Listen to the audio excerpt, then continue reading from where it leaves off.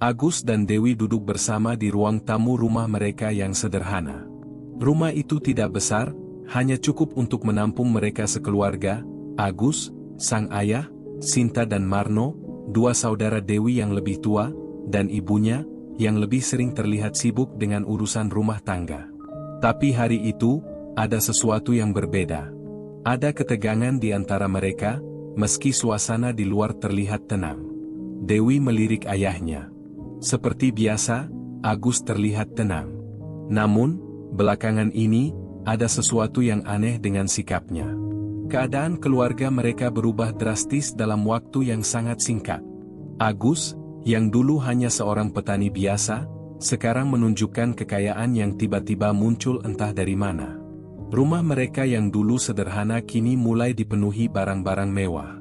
Mobil baru, perabotan rumah yang mahal, bahkan pakaian Agus yang kini terlihat jauh lebih rapi dan terawat.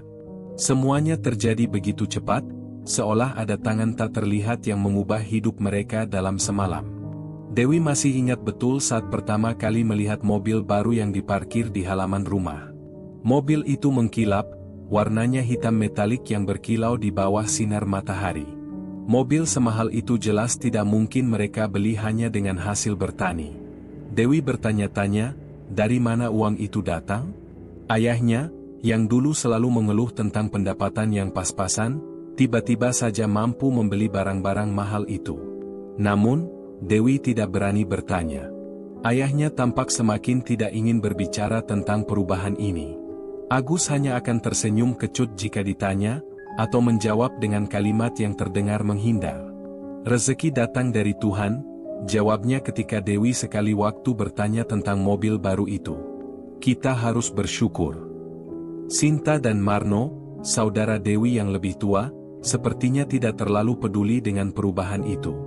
Mereka lebih sibuk dengan kehidupan mereka masing-masing. Marno, yang kini bekerja sebagai pengusaha muda, bahkan terlihat semakin sering keluar malam. Sinta yang baru saja menyelesaikan kuliah juga tampak tidak terlalu terpengaruh. Mereka menikmati kemewahan baru keluarga mereka tanpa banyak bertanya. Tetapi Dewi merasa ada yang salah.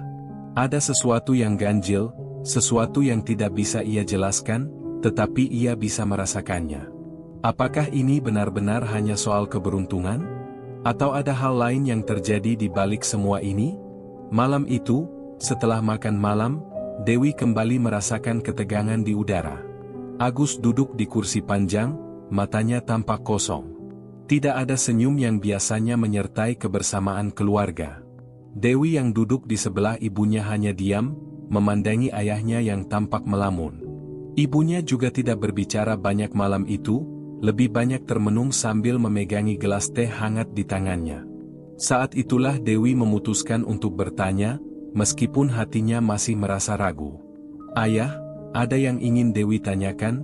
Suara Dewi terdengar pelan. Agus menoleh, sepertinya terkejut dengan suara Dewi. Ada apa, Nak? Jawabnya, suaranya terdengar sedikit terkejut, tapi masih terdengar lembut. Dewi menatap wajah ayahnya. Kenapa ayah begitu berubah? Semua ini, kita kayak tiba-tiba. Tidak ada yang pernah menjelaskan kenapa. Apa yang sebenarnya terjadi? Agus terdiam sejenak, matanya menyipit. Ia tampak berpikir keras. Tidak ada jawaban langsung. Tiba-tiba, Agus berdiri dari kursinya, berjalan ke jendela, dan menatap keluar dengan tatapan kosong. Suasana hening selama beberapa detik, sebelum akhirnya ia kembali berbalik. Kita beruntung, Dewi. Jangan terlalu banyak bertanya tentang ini. Yang penting kita bisa hidup lebih baik sekarang. Jangan buang-buang waktu untuk mencari tahu hal-hal yang tidak perlu. Namun, jawaban itu justru menambah rasa penasaran Dewi. Ia merasa ada yang disembunyikan dari mereka, ada rahasia yang tidak boleh diketahui. Kenapa ayahnya tidak pernah mau menjelaskan bagaimana semuanya bisa terjadi? Dan mengapa setiap kali Dewi bertanya, Agus selalu menghindar? Dewi tidak bisa tidur malam itu. Ia terjaga hingga larut, memikirkan semua yang terjadi dalam beberapa bulan terakhir. Ketika ia merasa kantuk mulai datang, tiba-tiba ia mendengar suara langkah kaki dari luar kamar. Langkah itu datang dari arah ruang tamu, lalu menuju pintu depan. Dewi melirik jam di dinding. Sudah hampir tengah malam. Ia bangkit pelan-pelan, tanpa membangunkan ibunya yang tidur di sebelahnya. Dengan hati-hati, Dewi membuka pintu kamar dan mengintip dari balik tirai. Ayahnya terlihat berjalan keluar rumah, mengenakan jaket hitam yang tidak pernah ia lihat sebelumnya. Dewi menahan napas. Ayahnya keluar rumah pada jam seperti ini? Ia merasa ada yang janggal, tapi ia tidak tahu apa itu. Dewi memutuskan untuk mengikuti ayahnya. Ia mengenakan sandal, menyelinap keluar tanpa suara. Langit malam tampak gelap, hanya diterangi cahaya rembulan yang samar. Agus berjalan cepat, seolah tidak peduli dengan siapapun yang melihat. Dewi menelusuri langkah ayahnya dari jauh, mencoba tetap diam dan tidak terdengar. Ia mengikuti ayahnya melewati kebun belakang rumah, menuju jalan yang mengarah ke hutan yang selama ini dilarang orang-orang desa untuk dimasuki. Dewi tahu betul bahwa ada sesuatu yang aneh dengan tempat itu. Banyak cerita yang beredar tentang hutan tersebut, tentang orang-orang yang menghilang, tentang tempat yang konon penuh dengan misteri dan kekuatan gelap. Apa yang sebenarnya terjadi? Kenapa ayahnya pergi ke sana? Dewi semakin merasa tercekik oleh rasa penasaran yang tak terbendung. Apapun itu, malam ini, ia akan tahu jawabannya. Dewi berjalan pelan, mengintip setiap langkah ayahnya yang semakin jauh. Jalanan yang biasa terasa tenang kini menjadi sangat menakutkan. Udara malam yang dingin membuatnya merinding, tapi rasa penasaran jauh lebih kuat daripada ketakutannya. Ia tahu, malam ini adalah malam yang berbeda.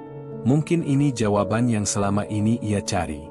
Ayahnya berjalan cepat, seperti tidak ingin ada yang tahu kemana ia akan pergi. Dewi harus ekstra hati-hati agar tidak tertangkap. Langkah ayahnya menuju jalan kecil di belakang rumah yang biasa hanya digunakan untuk menuju kebun.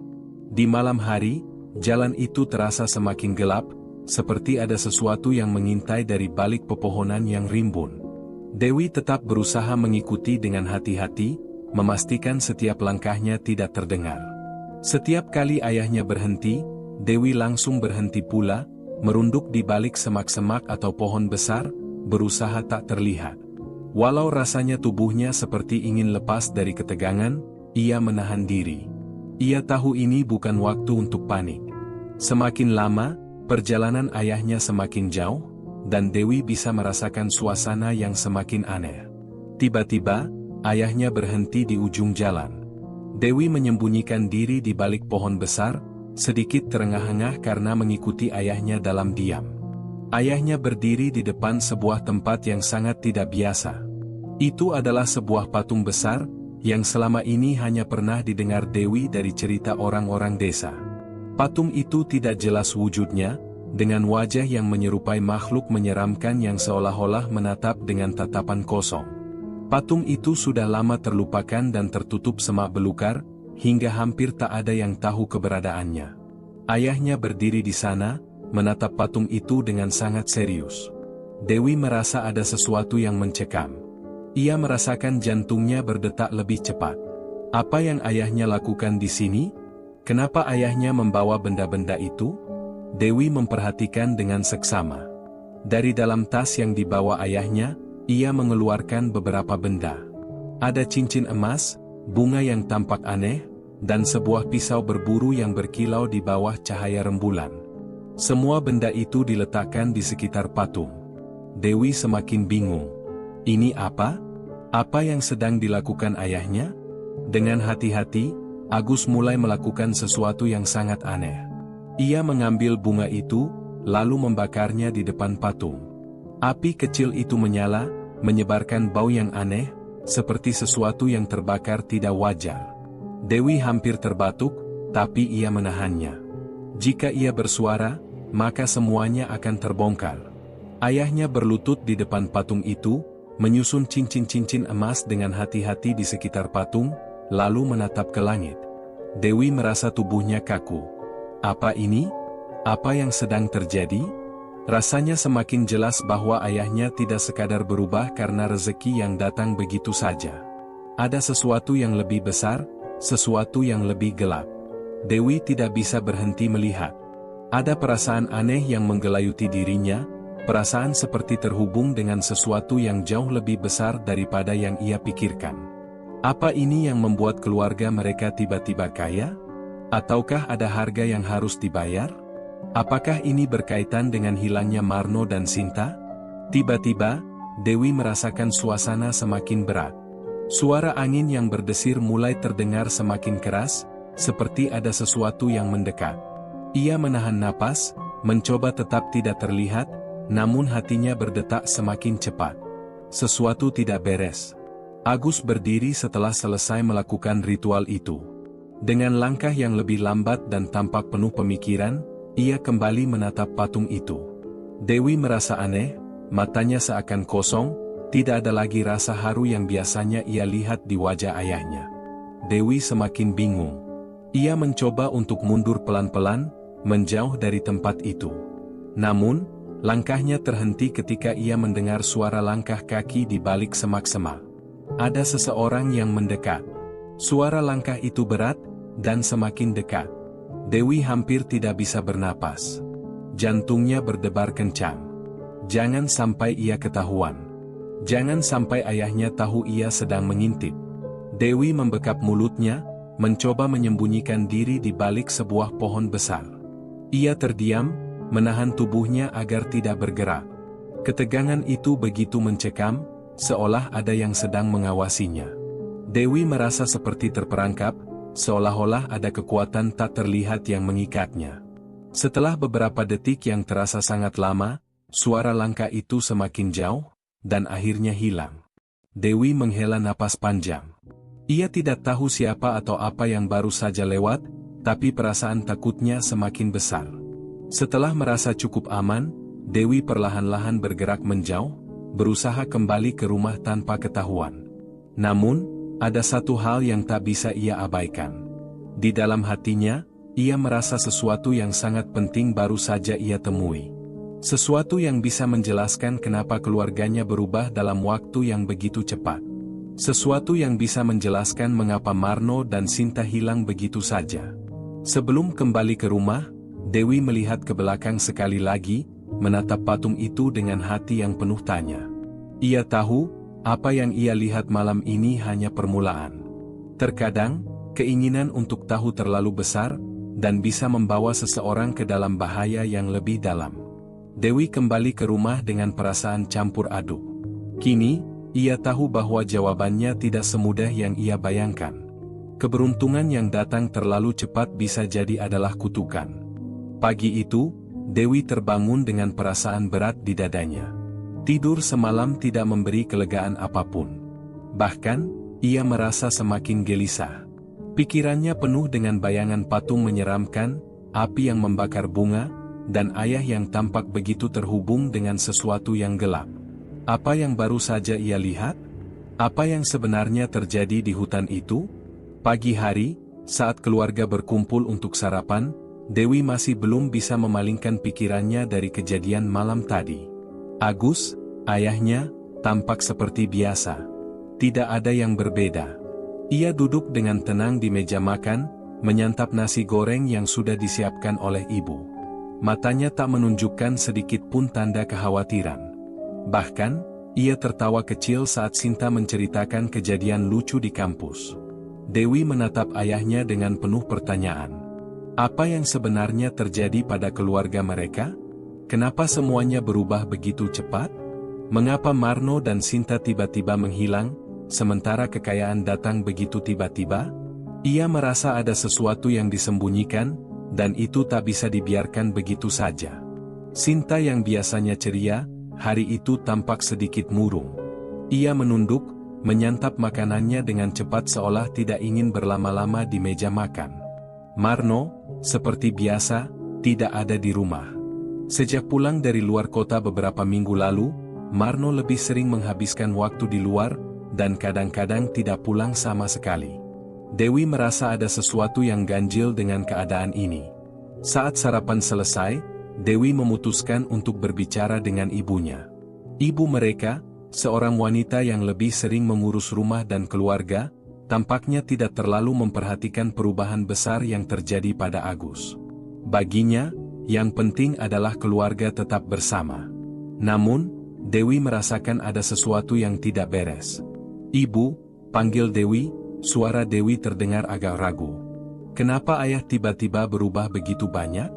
Sejak beberapa bulan terakhir, semuanya jadi berbeda. Kita jadi kaya, tapi tidak ada yang menjelaskan kenapa." Ibu Dewi berhenti sejenak, menatap anaknya dengan tatapan lembut. "Dewi, kadang-kadang rezeki itu datang dari arah yang tidak kita duga. Kita harus bersyukur, bukan bertanya-tanya. Ayah bekerja keras. Mungkin ini saatnya kita menikmati hasilnya." Dewi merasa jawabannya tidak memuaskan. Ia tahu ibunya tidak tahu banyak tentang perubahan itu, atau mungkin sengaja menutupi kenyataan. Tapi Dewi tidak bisa begitu saja diam. Terlalu banyak yang mengganjal di hatinya. Semua perubahan yang terjadi terlalu cepat dan tak wajar. Pagi itu, Dewi merasa semakin terisolasi dalam pikirannya. Ia memutuskan untuk mencari tahu lebih jauh. Ia tahu, dengan mengikuti ayahnya malam itu, ia telah mengetahui sesuatu yang besar. Sesuatu yang tak bisa ia biarkan begitu saja. Setelah sarapan, Dewi pergi ke rumah Marno, berharap bisa bertemu dengan saudara laki-lakinya itu. Marno lebih sering menghindar sejak kepulangan dari luar kota, dan Dewi merasa ada sesuatu yang berbeda dengan Marno. Ia seperti menyembunyikan sesuatu. Dewi mengetuk pintu rumah Marno, yang terletak tak jauh dari rumah orang tua mereka. Beberapa detik kemudian, Marno membuka pintu dengan wajah yang terlihat sedikit terkejut. Ia mengenakan kaos hitam dan celana jeans robek-robek, gaya anak muda yang tak pernah ia pakai sebelumnya. Marno memang selalu tampil acak-acakan, tapi kali ini ada yang berbeda. "Ada apa, Dewi?" tanya Marno dengan suara datar, seakan tidak terlalu tertarik. "Aku ingin bicara, Marno. Tentang ayah dan semua perubahan ini," jawab Dewi, menatap Marno dengan serius. "Kenapa semuanya berubah begitu cepat? Apa yang sebenarnya terjadi?" Marno terdiam. Ia mengalihkan pandangannya sebentar, kemudian menatap Dewi dengan tatapan yang tidak bisa dibaca. "Kau tahu, Dewi, terkadang lebih baik tidak tahu tentang hal-hal yang tidak seharusnya kita tahu. Percayalah, ini semua demi kebaikan keluarga." Dewi merasa sedikit cemas mendengar kata-kata Marno. Apa yang dimaksud dengan demi kebaikan keluarga? Apa yang sebenarnya tersembunyi dari mereka? Marno tidak pernah menjelaskan apa-apa dengan gamblang, selalu hanya menghindar. Namun, Dewi tidak ingin menyerah begitu saja. "Apa yang terjadi dengan Sinta?" tanya Dewi, mencoba untuk membuka topik lain. Marno menarik napas panjang, lalu duduk di kursi. "Sinta, dia pergi. Dia memutuskan untuk mencari jalan hidupnya sendiri. Mungkin itu yang terbaik untuknya." Dewi merasa ada yang janggal dengan jawaban Marno. Sinta tidak pernah mengungkapkan niat untuk pergi. Ia selalu menjadi orang yang dekat dengan keluarga, selalu mendukung satu sama lain. Tidak ada tanda-tanda bahwa Sinta akan pergi tanpa memberi kabar terlebih dahulu. "Apa yang sebenarnya terjadi, Marno?" Dewi bersikeras, mencoba membaca ekspresi Marno. Apa yang sebenarnya terjadi pada Sinta? Kenapa dia menghilang begitu saja? Marno terdiam beberapa saat, seperti sedang berpikir apakah ia harus berbicara lebih lanjut atau tidak. Namun, akhirnya ia menghela napas dan berkata, "Dewi, ada banyak hal yang kita tidak bisa pahami. Kadang-kadang, kita harus menerima kenyataan. Tapi aku harap kau tidak ikut campur lebih jauh." Dewi merasa ada yang salah, sangat salah. Jawaban Marno semakin membuat hatinya penuh dengan pertanyaan. Sinta pergi begitu saja tanpa penjelasan. Marno, yang seharusnya menjadi pelindungnya, malah seperti menutup diri dan menghindar dari masalah. Apa yang sebenarnya terjadi dengan keluarga mereka? Kepalanya terasa pusing dengan banyaknya pertanyaan yang tidak terjawab. Ia ingin sekali tahu, ingin sekali menggali lebih dalam tentang apa yang sebenarnya terjadi. Namun, Marno hanya memberi jawaban samar dan pergi begitu saja tanpa memberikan penjelasan lebih lanjut. Dewi merasa semakin terisolasi. Keinginan untuk tahu semakin kuat, tetapi ia juga merasa semakin takut. Ia tahu bahwa ada sesuatu yang sangat besar yang harus dihadapi, sesuatu yang akan mengubah hidup mereka selamanya. Tapi apa itu? Dan apakah ia cukup kuat untuk menghadapinya? Hari itu, Dewi memutuskan untuk tidak tinggal diam. Ia akan mencari tahu lebih banyak lagi, bahkan jika itu berarti harus menghadapi kenyataan yang jauh lebih mengerikan dari yang ia bayangkan. Dewi tak bisa tidur malam itu. Tubuhnya lelah, matanya mengantuk, namun pikirannya terus terjaga. Setelah percakapan dengan Marno tadi siang, ada banyak hal yang mengganggu. Sinta yang tiba-tiba menghilang, jawaban Marno yang terasa seperti pelarian, dan satu hal yang tidak bisa ia lupakan, perasaan aneh yang ia dapatkan setiap kali memikirkan ayahnya dan ritual aneh di hutan. Kepala Dewi terasa berat. Ada banyak hal yang harus diungkapkan, namun semuanya semakin kabur. Ia tidak bisa hanya berdiam diri. Sesuatu yang lebih besar sedang terjadi di sekitar mereka, dan ia harus menemukan apa itu. Pagi itu, Dewi memutuskan untuk kembali ke tempat yang semalam ia kunjungi, hutan yang sama, tempat ayahnya melakukan ritual itu. Namun kali ini, Dewi mempersiapkan diri lebih baik. Ia membawa senter, memastikan baterainya penuh, dan pakaian yang lebih nyaman. Dewi tahu, malam ini ia akan menghadapi sesuatu yang lebih besar. Pukul 8 malam, ketika seluruh keluarga sudah terlelap dalam tidur mereka, Dewi kembali diam-diam keluar rumah. Kali ini, ia tidak bisa lagi hanya mengintip dari kejauhan. Ia harus melihat semuanya lebih dekat, harus tahu apa yang sedang terjadi dengan ayahnya. Apa yang menyebabkan keluarganya berubah begitu mendalam? Jalan setapak di belakang rumah terasa lebih gelap dari sebelumnya. Udara malam semakin dingin, dan angin seakan berbisik-bisik di antara pepohonan, memberi kesan bahwa hutan ini penuh dengan rahasia yang belum terungkap. Dewi melangkah lebih mantap, berusaha mengusir rasa takut yang semakin menggerogoti dirinya. Ia tidak bisa mundur sekarang. Terlalu banyak yang harus diketahui. Ketika ia sampai di ujung jalan kecil menuju hutan, Dewi berhenti sejenak dan mengatur napas. Di kejauhan, ia melihat cahaya samar yang berasal dari api. Itu adalah titik terang yang ia kenali. Ayahnya pasti sudah berada di sana. Hatinya berdegup kencang. Ia tidak tahu apa yang akan ia hadapi, tapi ia tahu ini adalah keputusan yang tidak bisa dihindari. Dewi melangkah dengan hati-hati, menghindari ranting dan daun yang bisa membuat suara. Ia tidak ingin ketahuan. Langkah demi langkah ia dekati suara api yang semakin dekat. Semakin lama, ia semakin merasa ada yang tak beres dengan tempat ini.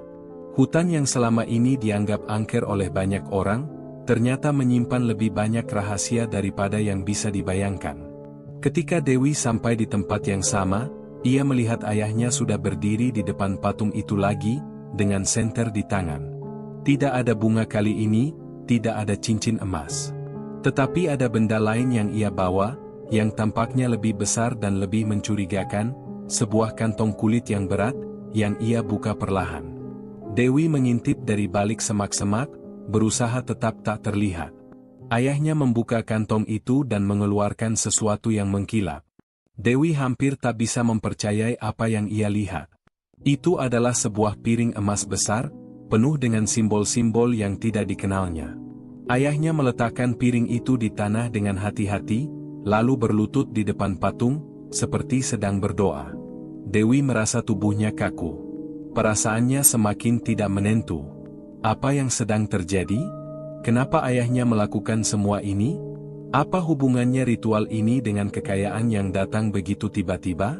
Ia teringat apa yang dikatakan Marno beberapa waktu lalu, kadang-kadang kita harus menerima kenyataan.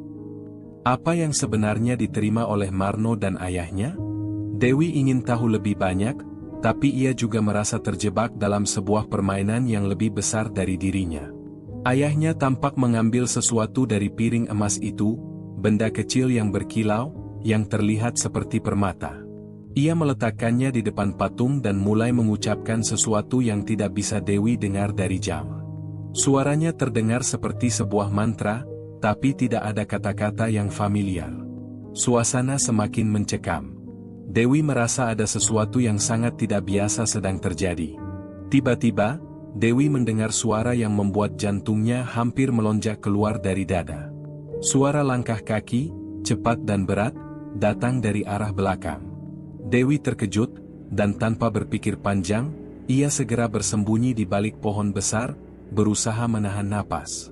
Dari balik semak, Dewi melihat sosok lain yang muncul dari kegelapan, sosok yang tinggi besar, mengenakan jubah hitam. Sosok itu berjalan dengan langkah pasti menuju ayahnya yang sedang melakukan ritual. Dewi tidak bisa melihat wajah orang itu, tetapi aura yang dipancarkannya sangat menakutkan. Seolah ia bukan manusia biasa. Ayah Dewi menyambut sosok itu dengan tunduk. Dewi merasa ada ketegangan yang luar biasa. Apa yang sedang terjadi? Siapa orang itu? Apa hubungan sosok itu dengan ayahnya? Orang berbaju hitam itu mengangkat tangan dan menurunkannya dengan gerakan yang sangat lambat. Dari tangan yang terangkat itu, Dewi bisa melihat cahaya yang tidak biasa. Cahaya yang datang dari sebuah benda kecil yang digenggamnya, benda yang terlihat sangat menyerupai kristal hitam. Benda itu bersinar terang, dan cahaya itu seolah membentuk pola yang mengerikan di udara, seperti simbol-simbol yang tidak bisa dimengerti oleh Dewi. Dewi merasa tubuhnya gemetar. Ia tahu, malam ini ia telah menyaksikan sesuatu yang sangat berbahaya. Sesuatu yang bisa mengubah hidupnya selamanya. Kenapa ayahnya terlibat dalam ritual ini? Apa yang sebenarnya terjadi dengan Marno dan Sinta? Semuanya semakin membingungkan dan menakutkan. Tiba-tiba, Dewi mendengar suara teriakan kecil yang datang dari kejauhan. Suara itu tidak terlalu jelas, tetapi terdengar seperti suara seorang perempuan, suara yang begitu familiar. Itu adalah suara Sinta. Dewi merasa darahnya membeku. Suara itu datang dari hutan yang lebih dalam, lebih jauh dari tempat ia berdiri. Tanpa berpikir panjang, Dewi segera berlari menuju arah suara itu. Namun, ia tahu, semakin dekat dengan suara itu, semakin dalam ia terjebak dalam misteri yang tak terungkapkan. Dewi berlari tanpa berpikir. Hatinya berdebar, tak bisa menahan rasa takut yang terus menghantuinya. Suara itu, suara Sinta, terdengar semakin jelas, tetapi juga semakin jauh, seperti menyeretnya masuk lebih dalam ke dalam hutan yang gelap. Tanpa peduli apakah ayahnya atau orang asing yang datang bersama dia mendengar langkahnya, Dewi terus berlari. Ranting-ranting tajam mencubit kulitnya, tetapi ia tidak peduli. Ia hanya ingin menemukan suara itu. Suara yang dulu ia kenal dengan baik, suara adiknya yang lembut, yang kini terdengar penuh ketakutan. Sesuatu yang tidak beres sedang terjadi, dan Dewi merasa semakin yakin bahwa ia akan menemui jawaban, atau malah semakin terjerumus ke dalam kegelapan. Saat akhirnya ia sampai di sebuah clearing kecil di tengah hutan, Dewi terhenti. Matanya terbelalak melihat pemandangan yang ada di depannya. Di sana, di bawah cahaya bulan yang samar, tampak sosok Sinta. Tetapi bukan Sinta yang ia kenal. Wajahnya pucat, matanya kosong, dan tubuhnya tampak lebih kurus, seperti baru saja melewati sesuatu yang sangat mengerikan. Sinta. Dewi berlari menghampiri, suaranya serak karena panik. Sinta menoleh dengan perlahan. Ada sesuatu yang tidak biasa di wajahnya, sebuah tatapan kosong yang tidak bisa dijelaskan dengan kata-kata. Wajahnya seperti tidak lagi hidup sepenuhnya. Dewi berhenti beberapa langkah di depannya, melihat adiknya yang kini berdiri tak bergerak. Sinta, ada apa? Kenapa kamu di sini? Tanya Dewi, mencoba mendekat. Namun, Sinta hanya diam.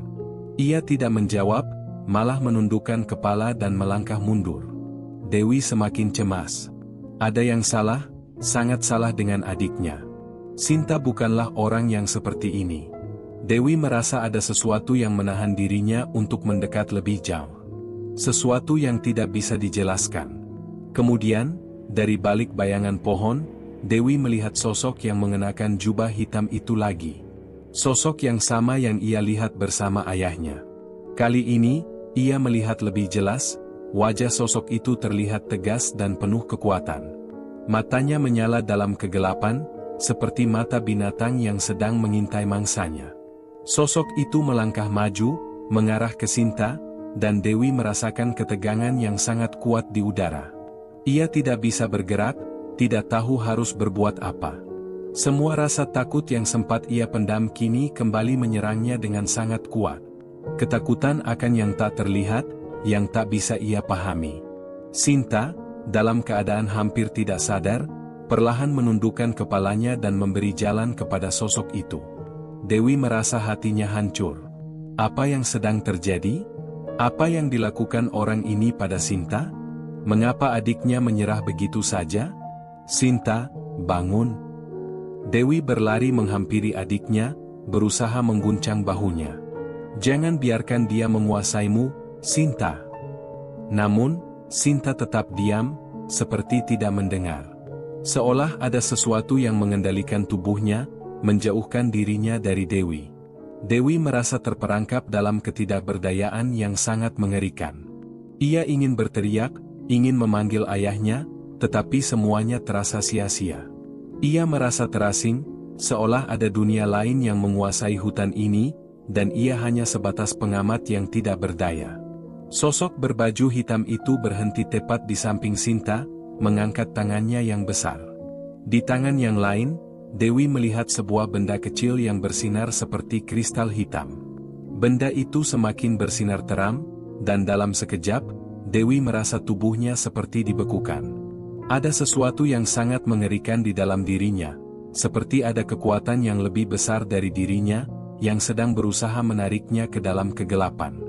Tidak, Dewi berbisik, menahan ketakutannya. Sosok itu kemudian menggerakkan tangannya, dan sebuah suara rendah terdengar di udara. Suara seperti mantra, bahasa yang tidak bisa dimengerti oleh Dewi. Suara itu menggetarkan tanah, membuat udara terasa berat, dan Dewi merasa tubuhnya hampir tidak mampu berdiri. Setiap kata yang keluar dari mulut sosok itu terasa seperti beban yang sangat berat. Tiba-tiba, Sinta bergerak. Namun, gerakannya bukan gerakan manusia. Tubuhnya seperti bergerak dengan sendirinya, di bawah kendali sesuatu yang jauh lebih kuat daripada dirinya. Matanya yang kosong mulai terbuka perlahan, dan dengan suara yang sangat pelan, ia mulai berbicara. Dewi, suara Sinta terpecah, hampir seperti sebuah bisikan. Jangan ikut campur. Ini sudah jalan yang harus dilalui. Keluarga kita sudah terikat.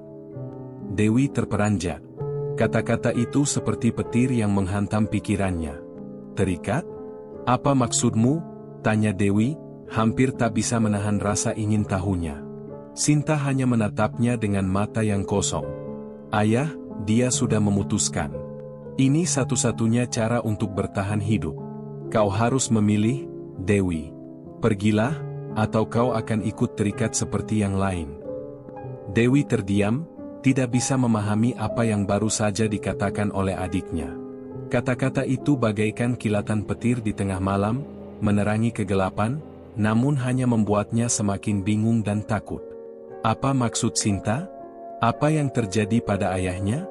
Mengapa mereka semua terlibat dalam hal yang mengerikan ini? Sosok berbaju hitam itu kini berbalik, seolah memberi tanda agar Dewi pergi.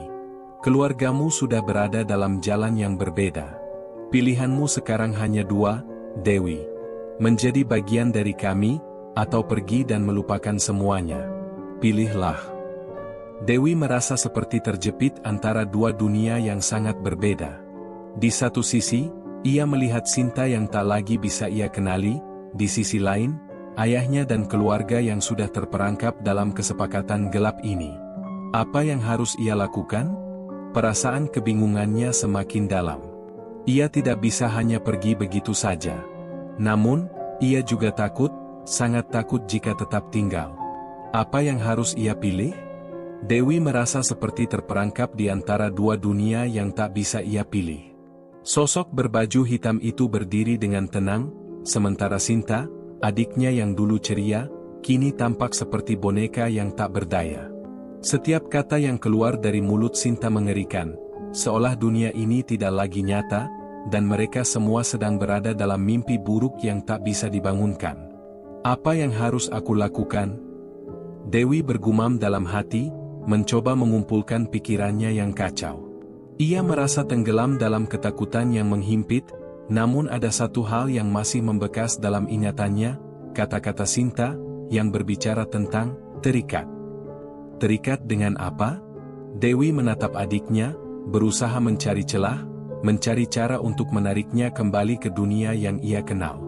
Namun, Sinta hanya menunduk, matanya kosong, seperti tidak lagi memandang dunia di sekitarnya. Dewi tidak tahu apakah Sinta masih ada di dalam dirinya, atau apakah ia sudah benar-benar hilang. Sosok berbaju hitam itu menatap Dewi dengan tatapan yang tajam, seolah menunggu reaksi darinya. Dewi merasakan matanya terbakar, seperti ada kekuatan besar yang memaksanya untuk tetap diam, untuk tidak bergerak. "Jika kau ingin selamat," kata sosok itu dengan suara rendah namun penuh kekuatan, "kau harus melepaskan apa yang kau kenal, Dewi. Kau harus memilih. Ada yang harus kau tinggalkan, dan ada yang harus kau terima." Dewi merasa seperti tenggelam dalam kata-kata itu. Pilihannya terasa semakin sempit, semakin tak berdaya. Di satu sisi, ia bisa melarikan diri. Pergi jauh, jauh dari hutan ini, jauh dari keluarga yang sudah terjebak dalam ritual yang mengerikan ini. Tetapi ada satu hal yang membuatnya ragu, Sinta. Adiknya yang kini terlihat seperti bayangan dirinya yang dulu. Dewi tidak bisa membiarkan adiknya terperangkap selamanya dalam dunia yang gelap ini. Tetapi di sisi lain, ia juga tahu bahwa dunia ini jauh lebih besar daripada yang ia bisa bayangkan. Ada banyak hal yang tidak ia mengerti, hal-hal yang lebih kuat dari dirinya. Dengan langkah yang terhitung hati-hati, Dewi mendekati Sinta. Ia berusaha tidak membuat suara, berusaha untuk tidak membuat Sinta merasa terancam. Namun, semakin dekat ia dengan adiknya, semakin besar pula rasa takut yang menggerogoti dirinya. Ia tahu, ini bukan lagi soal menyelamatkan diri sendiri. Ini soal membuat pilihan yang mungkin akan menghancurkan segalanya. "Sinta," Dewi memanggil dengan suara lembut, berharap ada sedikit respon dari adiknya. "Kembalilah, Sinta. Ini bukan jalan yang seharusnya kau pilih. Kamu bukan seperti ini." Namun, Sinta hanya menatapnya kosong. Seolah tak ada yang berubah. Seolah ia sudah tak lagi mengenali siapa Dewi, siapa dirinya sendiri. Dewi merasa air mata menggenang di pelupuk matanya. Semua yang ia kenal, semua yang ia cintai, kini terasa seperti hilang begitu saja. "Dewi," suara Sinta kembali terdengar, namun kali ini lebih lembut, hampir seperti bisikan. "Kamu tak mengerti? Ini adalah cara kami untuk bertahan. Ayah melakukan ini untuk keluarga kita. Kau tidak bisa melawan semuanya." Dewi menggigit bibirnya keras-keras, mencoba menahan tangis yang hampir pecah. Sinta tidak lagi berbicara dengan suara yang biasa. Adiknya yang dulu ceria dan penuh semangat kini menjadi seorang yang sangat berbeda. Dewi merasakan dadanya sesak. Apa yang terjadi dengan mereka semua? Tiba-tiba, sosok berbaju hitam itu melangkah maju, menghalangi Dewi yang sedang mencoba mendekati Sinta lebih jauh. "Jangan terlalu dekat," katanya dengan suara dingin. "Dia sudah berada di sini. Tidak ada jalan kembali." Dewi menatap sosok itu dengan tatapan tajam. "Kalian telah merusak semuanya. Apa yang ayah lakukan pada keluarga kami?" Suaranya bergetar, tetapi ia tetap mencoba berbicara dengan tegas. "Kenapa kalian melibatkan Sinta dalam hal ini?" Sosok itu tersenyum tipis. "Keluarga kalian telah memilih jalan ini sejak lama. Apa yang terjadi pada Sinta adalah bagian dari proses. Ayah kalian telah membuat pilihan, dan ini adalah harga yang harus dibayar. Kekayaan, kekuasaan, semua itu datang dengan harga yang harus diterima." Dewi merasa darahnya berdesir di telinga. Tiba-tiba, semua yang terjadi dalam beberapa bulan terakhir menjadi begitu jelas. Ayahnya, yang tiba-tiba kaya raya, dengan banyak perubahan yang tak bisa dijelaskan. Semua itu ada hubungannya dengan ritual ini. Dan kini, Sinta, Marno, dan mungkin dirinya sendiri, sudah menjadi bagian dari harga yang harus dibayar. Jadi, ini semua demi kekayaan. Dewi berkata dengan suara keras, merasa marah dan bingung. Kalian rela mengorbankan kami semua demi itu? Sosok itu hanya mengangguk, tidak ada penyesalan dalam tatapannya. Segalanya ada harga yang harus dibayar, Dewi. Semua yang kau lihat, yang kau rasakan, adalah bagian dari keseimbangan yang lebih besar. Tidak ada yang bisa menghindarinya. Kalian sudah terikat. Dewi merasa tubuhnya lemas. Ia tak bisa melawan apa yang dikatakan sosok itu. Ia tahu, ini lebih besar daripada dirinya. Tapi ada satu hal yang masih mengganjal di pikirannya. Sesuatu yang tidak bisa ia terima. Apakah kami tidak punya pilihan lain? Tanya Dewi, suara penuh keputusasaan. Sosok itu hanya tertawa kecil. Kalian selalu punya pilihan, Dewi. Namun, ingatlah, kadang-kadang pilihan itu datang dengan konsekuensi yang tak terduga. Dewi merasa dunia di sekelilingnya seperti runtuh. Ia tidak tahu apa yang harus dilakukannya. Melarikan diri atau tetap bertahan? Ia merasa pilihan itu semakin berat, semakin tak berarti. Namun satu hal yang ia tahu, ia tidak bisa meninggalkan Sinta seperti ini. Ia harus berbuat sesuatu. Tetapi apa? Sosok itu kini memandang Dewi dengan tatapan kosong. Waktumu hampir habis. Pilihlah dengan bijak. Dewi menggigit bibirnya, berjuang melawan ketakutannya, melawan rasa putus asa yang hampir menenggelamkannya. Kini, pilihan ada di tangannya. Tetapi pilihan itu tidak mudah. Ia harus memutuskan, apakah ia akan melawan jalan ini atau ikut terjatuh ke dalam kegelapan yang mengintainya.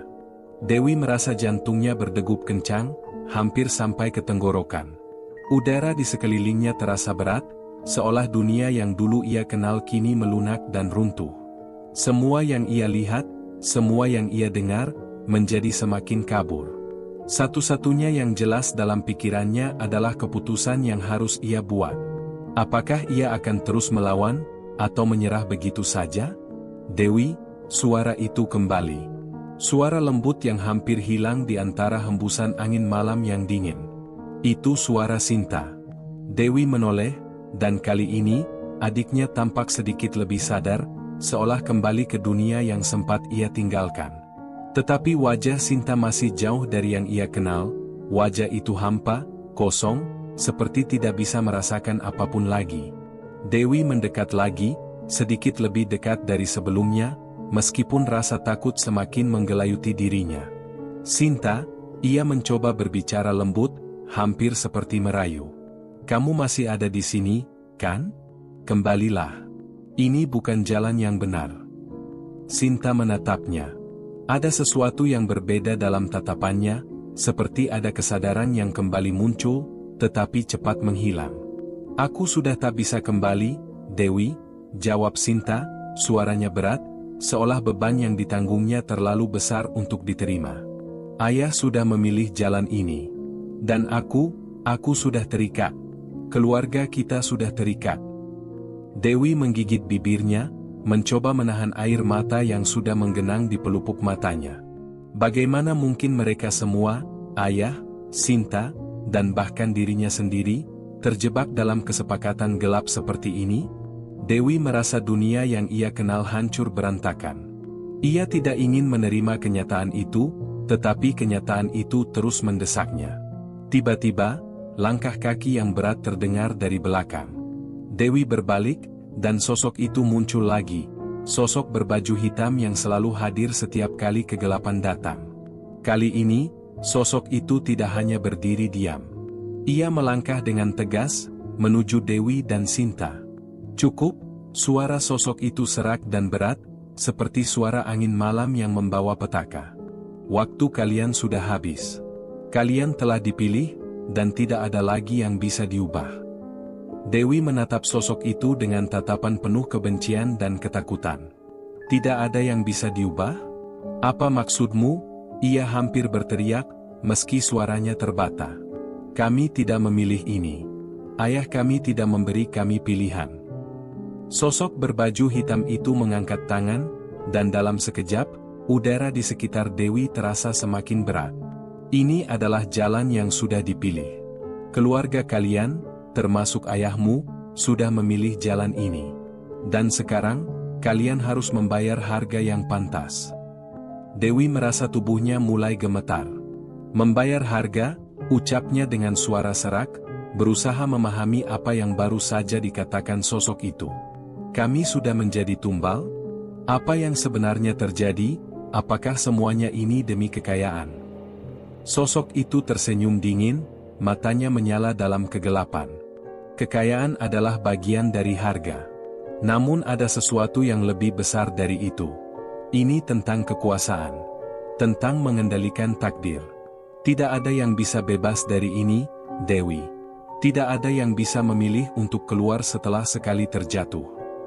Dewi merasa dunia di sekitarnya berputar. Kata-kata itu seakan-akan menghancurkan semua pemahamannya tentang hidup. Mereka, keluarga ini, sudah memilih jalan ini sejak awal. Tapi kenapa? Kenapa ayahnya tidak pernah mengatakan apapun? Kenapa mereka harus membayar dengan cara ini? Sinta, ayo kita pergi, Dewi berbisik, berusaha menarik adiknya. Kita harus keluar dari sini. Kita bisa melawan, masih ada waktu. Sinta menundukkan kepala, dan Dewi merasakan tubuh adiknya yang dingin. Tidak, Dewi. Kamu tidak mengerti, jawabnya dengan suara hampir tak terdengar. Ini sudah jalan kami. Ayah sudah memilih ini. Tidak ada yang bisa kembali. Kita semua terikat dengan janji yang sudah dibuat. Dewi merasa seperti tenggelam dalam kegelapan. Semua hal yang ia cintai, keluarga, kebahagiaan yang dulu dimilikinya, kini terancam hilang begitu saja. Apa yang terjadi pada ayahnya? Apa yang telah ia lakukan? Dan kenapa Sinta begitu mudah menerima takdir ini? Sosok berbaju hitam itu melangkah semakin dekat. Sekarang, Dewi, waktumu sudah tiba. Pilihanmu sudah ada. Kamu akan mengikuti jalan ini atau meninggalkan semuanya. Dewi merasa tubuhnya lemas. Semua kata-kata itu berputar di kepalanya, membingungkannya. Melawan atau pergi? Namun, ada satu hal yang membuatnya merasa bimbang. Ia tak bisa meninggalkan Sinta. Ia tak bisa membiarkan adiknya terus terperangkap dalam kegelapan ini. Tetapi, apa yang bisa ia lakukan? Terlalu banyak yang ia tidak tahu. Terlalu banyak hal yang di luar kemampuannya. Jangan biarkan dia pergi. Dewi berkata dengan penuh tekad. Sinta masih adikku. Aku akan membawa Sinta kembali. Tapi saat Dewi melangkah maju, sosok itu menghalangi jalannya, menatapnya dengan mata yang tajam. Tidak ada yang bisa membawanya kembali, Dewi. Apa yang terjadi pada Sinta, sudah ditentukan. Dan kau akan menjadi bagian dari keputusan itu. Dewi merasa hatinya berdegup kencang, dan dalam sekejap, ia merasa ada sesuatu yang mengalir di dalam dirinya. Sebuah keputusan, sebuah perasaan yang mendalam. Ia tidak bisa membiarkan adiknya terperangkap dalam dunia yang gelap ini. Ia harus berjuang, meskipun itu berarti harus melawan takdir yang sudah digariskan. Jika ini takdir, maka aku akan menentangnya, Dewi berkata, dengan suara yang lebih tegas. Aku tidak akan menjadi bagian dari permainan ini. Sosok itu tertawa pelan, seolah tidak peduli. Begitupun, Dewi. Tetapi ingatlah, takdir selalu menemukan jalannya. Dewi merasakan kekuatan yang tidak diketahui mengalir dalam dirinya, dan ia tahu bahwa perjuangannya baru saja dimulai. Pilihan yang telah digarisbawahi oleh sosok itu tidak akan begitu saja diterima. Ia harus melawan, bahkan jika itu berarti harus kehilangan segalanya. Dewi berdiri tegak, menggenggam erat tangan Sinta yang dingin. Ia merasa ada sesuatu yang mendalam mengalir dalam dirinya, sesuatu yang membangkitkan semangat untuk bertahan, meskipun semuanya tampak gelap dan tak terjangkau. Tidak ada lagi pilihan selain melawan, meskipun ia tahu itu bukan sesuatu yang mudah. Jika aku tidak bisa membawa Sinta, aku akan membawa diriku sendiri, Dewi berbisik pelan. Kepada dirinya sendiri. Kepada dunia yang terasa semakin menekan. Sosok berbaju hitam yang ada di depan mereka hanya tersenyum tipis, seolah tidak terganggu dengan apa yang baru saja Dewi ucapkan. Ada ketenangan yang mengerikan dalam dirinya, seolah tak ada apapun yang bisa menghentikan jalannya. "Kau pikir melawan takdir itu mudah?" katanya dengan suara datar. Dewi menggigit bibirnya, menahan marah yang mulai meluap. Ia menatap sosok itu dengan penuh kebencian. "Aku tidak peduli dengan takdir. Aku hanya ingin adikku kembali." Sosok itu mengangkat tangannya, dan tiba-tiba udara di sekitar mereka terasa semakin berat, seperti ada sesuatu yang menekan dari segala arah. Dewi merasa tubuhnya mulai lemas, seakan kekuatan besar sedang mengalir mengelilinginya. Namun, ia tidak mundur. "Tidak kali ini. Dewi, ingat, ada hal yang lebih besar di luar kendali kita. Tidak ada yang bisa melawan takdir yang sudah ditulis," kata sosok itu lagi, matanya tajam dan penuh dengan kepastian yang mengerikan. Dewi memejamkan matanya sejenak. Ia tahu, saat ini ia tidak sedang melawan sosok itu, ia sedang melawan dirinya sendiri.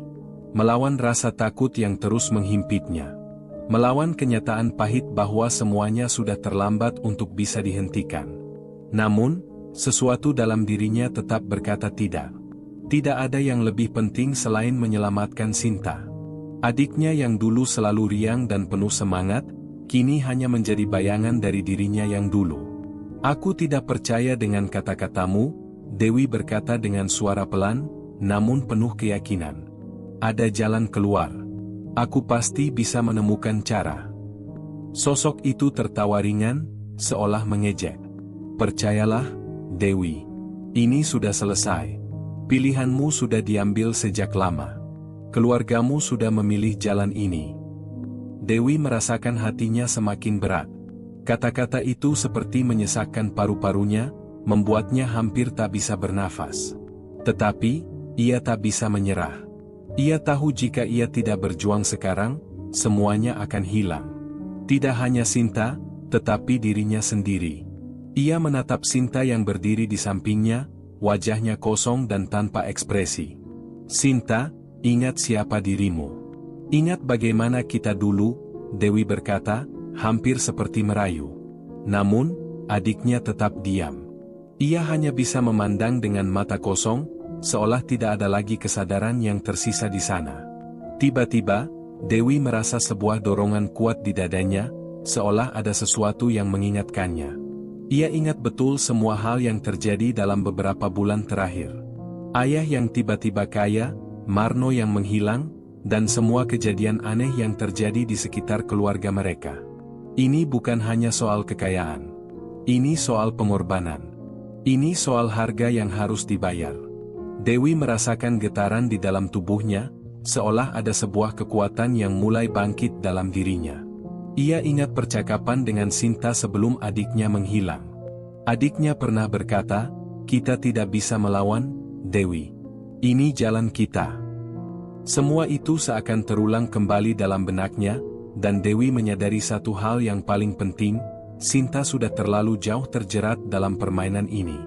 Tapi itu tidak berarti ia harus menyerah begitu saja. "Aku tidak akan menyerah," Dewi berkata dengan tegas, matanya kini penuh tekad. "Jika aku harus menghadapi apapun yang ada di depan, aku akan melakukannya. Tidak ada yang bisa menghentikanku. Aku akan mencari cara."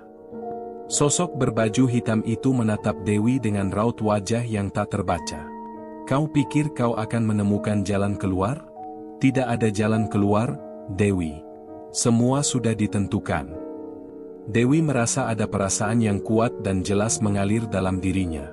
Perasaan yang bukan berasal dari kekuatan luar, tetapi dari dalam dirinya sendiri. Ia merasa siap untuk menghadapi apapun yang akan datang. Meskipun ia tidak tahu bagaimana caranya, Dewi tahu ia harus mencari jalan keluar. Tak peduli berapa banyak pengorbanan yang harus ia bayar, ia akan melawan. "Berhenti bicara tentang takdir. Aku akan menentukan takdirku sendiri," ujar Dewi dengan suara penuh keberanian. Tiba-tiba, angin berhembus kencang, mengguncang pohon-pohon di sekitar mereka. Sosok berbaju hitam itu melangkah mundur sedikit, seolah memberikan ruang. Dewi merasa ada perubahan di udara, seolah sesuatu akan terjadi. Sesuatu yang lebih besar dari apapun yang ia bayangkan. Namun, Dewi tidak takut. Ia tahu bahwa, meskipun dirinya tidak tahu apa yang akan datang, ia tidak akan pernah berhenti mencari jalan keluar. Ia akan terus berjuang untuk menyelamatkan Sinta, untuk menyelamatkan keluarganya. Tak peduli berapa banyak rintangan yang harus dihadapi. Dengan langkah mantap, Dewi menarik Sinta yang diam di sampingnya.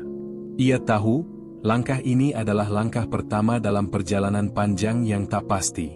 Tapi satu hal yang pasti, Dewi tidak akan pernah menyerah. Karena untuk pertama kalinya dalam hidupnya, ia tahu bahwa ia memiliki kekuatan untuk memilih jalannya sendiri. Dewi menarik Sinta dengan hati-hati, berusaha membawa adiknya keluar dari tempat itu. Namun, setiap langkah terasa semakin berat. Udara di sekitarnya semakin terasa pekat, seperti ada yang menekan dada mereka. Setiap langkah yang mereka ambil terasa seperti langkah dalam mimpi buruk yang tak pernah berakhir. Sesekali, Dewi melirik Sinta yang tampak seperti boneka, berjalan tanpa tujuan, matanya kosong dan kosong. Dewi menggenggam tangan Sinta lebih erat, berharap ia bisa menarik adiknya kembali dari kegelapan yang mulai menyelimutinya. "Sinta, bangunlah," Dewi berbisik, berusaha keras agar suaranya tidak pecah. "Ini bukan dirimu. Ingat siapa kamu. Kamu masih punya aku. Kamu masih punya keluarga." Namun, tidak ada jawaban. Hanya langkah Sinta yang terputus-putus, tanpa ada perubahan ekspresi. Dewi hampir putus asa, tetapi tidak boleh. Ia tahu jika ia berhenti, adiknya akan lebih jauh terperangkap dalam dunia yang lebih gelap. Ketika mereka hampir sampai di ujung hutan, sebuah suara serak terdengar di belakang mereka. Suara itu seolah menembus kesunyian malam yang mencekam. "Jangan coba lari," suara itu berbicara dengan nada yang penuh ancaman. Dewi menoleh cepat, dan sosok itu, sosok berbaju hitam, muncul lagi dari balik pepohonan. Kali ini, ia tampak lebih besar, lebih menakutkan, seperti bayangan gelap yang mengelilingi mereka. Dewi berhenti sejenak. Hatinya berdebar kencang. Ia tahu mereka tidak akan bisa lari dari tempat ini. Ada sesuatu yang lebih besar dari sekadar kekuatan fisik yang harus mereka hadapi. "Apa yang kamu inginkan dari kami?" Dewi berteriak, meskipun ia tahu bahwa suaranya tidak akan cukup untuk menandingi kekuatan yang ada di hadapannya. Sosok berbaju hitam itu hanya tersenyum tipis. "Aku tidak menginginkan apapun, Dewi. Semua ini sudah ditentukan.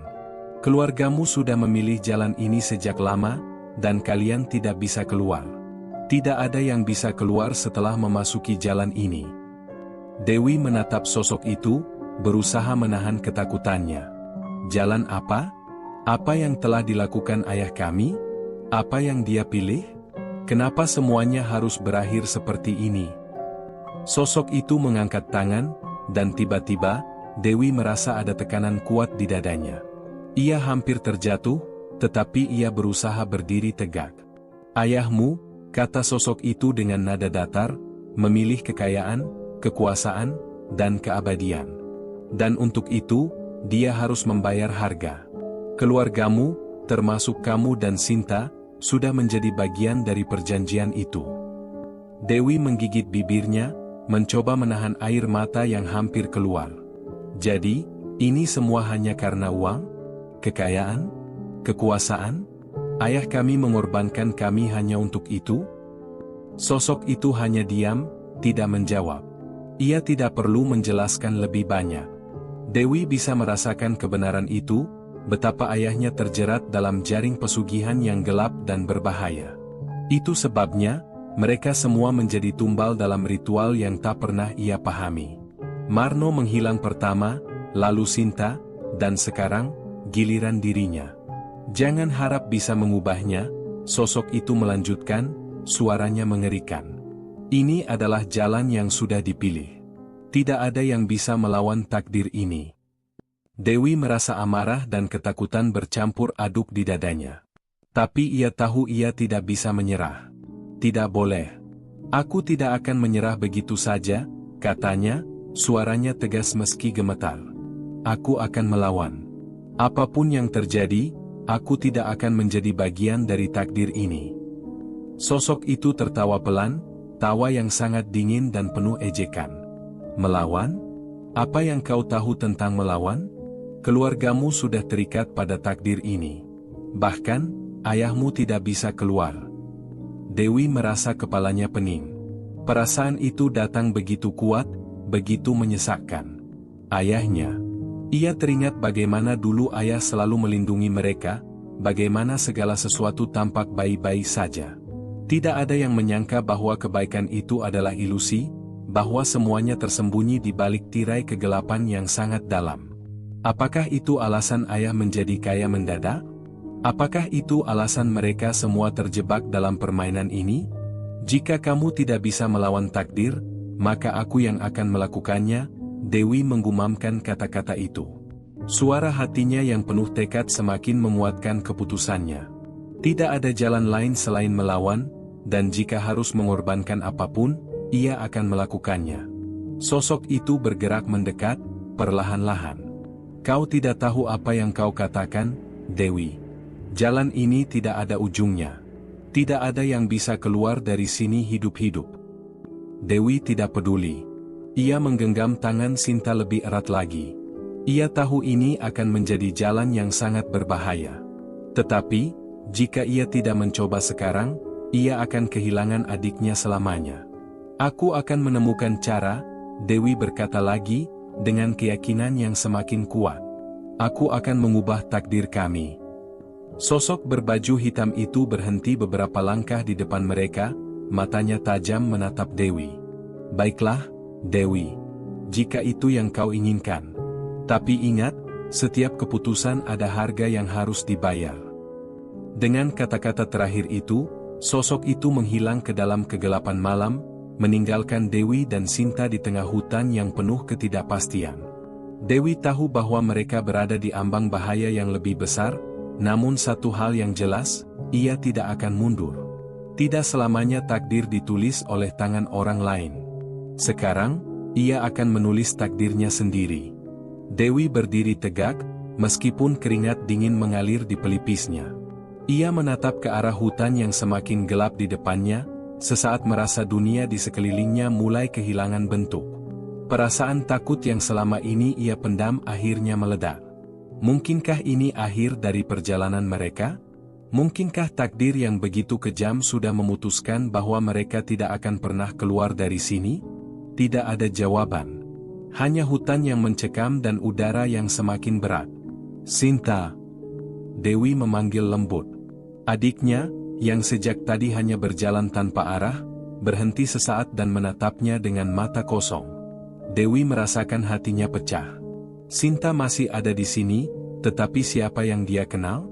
Siapa yang tersisa dari dirinya? Tapi Dewi tidak bisa berhenti. Ia tahu, hanya ada satu jalan yang tersisa, meneruskan perjuangannya. Melawan takdir yang telah dipilihkan untuknya, untuk keluarganya. Tanpa kata, Dewi memutuskan untuk berjalan. Melangkah maju, meski kegelapan semakin menebal. Di balik hutan ini, ia tahu akan ada sesuatu yang menunggu mereka. Sesuatu yang jauh lebih besar dari sekadar sosok berbaju hitam yang sudah mengancam mereka. Tiba-tiba, suara langkah berat terdengar di belakang mereka. Dewi menoleh cepat, jantungnya berdetak semakin cepat. Sosok itu kembali muncul, kali ini lebih mendekat, dengan wajah yang sama sekali tidak menunjukkan ekspresi. Kau benar-benar ingin melawan? Suara itu kembali terdengar, kali ini lebih dalam, lebih menakutkan. Kau pikir bisa lari dari takdir? Dewi menatap sosok itu tanpa gentar. Aku akan mencari jalan keluar, apapun yang terjadi. Sosok itu tertawa rendah, seperti suara angin malam yang mengerikan. Kau masih belum mengerti, Dewi. Takdir itu tidak bisa diubah. Setiap pilihan yang kalian ambil, sudah tercatat.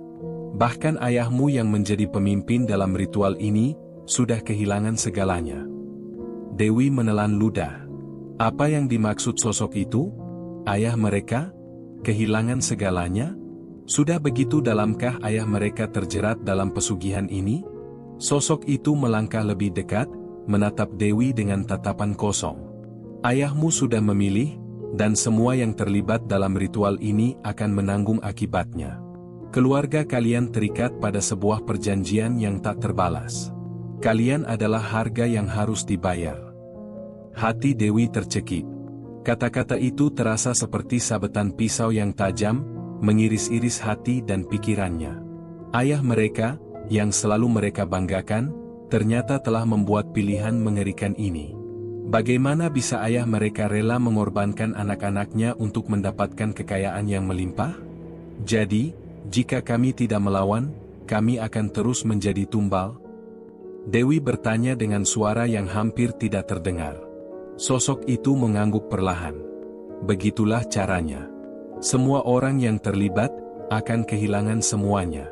Kalian akan menjadi bagian dari dunia yang tak terlihat, dunia yang hanya ada di balik tirai gelap ini. Kalian sudah terpilih, Dewi. Tidak ada jalan keluar. Dewi menggenggam erat tangan Sinta. Ia merasa ada kekuatan yang membara di dalam dirinya. Tidak, ia tidak akan menyerah. Bahkan jika jalan keluar itu gelap, bahkan jika ia harus melawan dengan apa yang tersisa dari dirinya, ia akan melakukannya. Tiba-tiba, langit di atas mereka berubah. Hutan yang sebelumnya begitu gelap, kini dipenuhi cahaya aneh yang datang entah dari mana. Cahaya itu terpantul dari sesuatu yang ada di dalam tanah. Dewi menatap bingung, tidak mengerti apa yang terjadi. Namun, sepertinya semua itu bukan kebetulan. Sesuatu yang lebih besar sedang berlangsung. Sosok berbaju hitam itu berhenti, seolah menunggu sesuatu. "Kau masih berani melawan?" tanyanya lagi, suaranya kali ini lebih dalam, lebih berat. Dewi tidak menjawab. Ia hanya terus melangkah, meskipun kakinya terasa berat. "Aku tidak akan lari," kata Dewi dengan tekad. "Aku akan melawan." Tiba-tiba, tanah di sekitar mereka bergetar. Tanpa diduga, sebuah patung besar muncul di hadapan mereka. Patung itu menyeramkan, dengan mata yang tajam dan bibir yang tersenyum penuh makna. Sebuah patung yang tampaknya telah ada sejak lama, seakan telah menunggu kedatangan mereka. Patung itu adalah patung yang sangat mirip dengan patung yang Dewi lihat di hutan terlarang tempat ayahnya melakukan ritual. "Ini sudah waktunya," suara itu terdengar lagi, kali ini lebih berat. "Waktu kalian untuk memilih sudah habis." Dewi merasa seluruh tubuhnya kaku. Patung itu tampak hidup. Itu bukan hanya sebuah patung. Ini adalah bagian dari ritual. Bagian dari takdir yang tidak bisa mereka hindari. Dengan cepat, Dewi menarik Sinta, mencoba menjauh dari patung itu. Tetapi, seiring langkah mereka, cahaya yang muncul dari patung itu semakin terang, semakin menyilaukan. Dewi merasa ada yang menarik mereka ke dalam. Ia merasa terhisap ke dalam sesuatu yang lebih gelap dari malam. Akhirnya, sebuah suara dalam hatinya berbisik, takdir itu bisa dibalikan. Tapi harga yang harus dibayar sangat mahal. Dewi berhenti. Ada pilihan yang harus diambil. Di depan matanya, dunia yang familiar, rumah, keluarganya, semuanya tampak semakin jauh. Dan di belakangnya, sebuah takdir menunggu untuk menelan mereka. Dengan satu keputusan yang tak terduga, Dewi berpaling.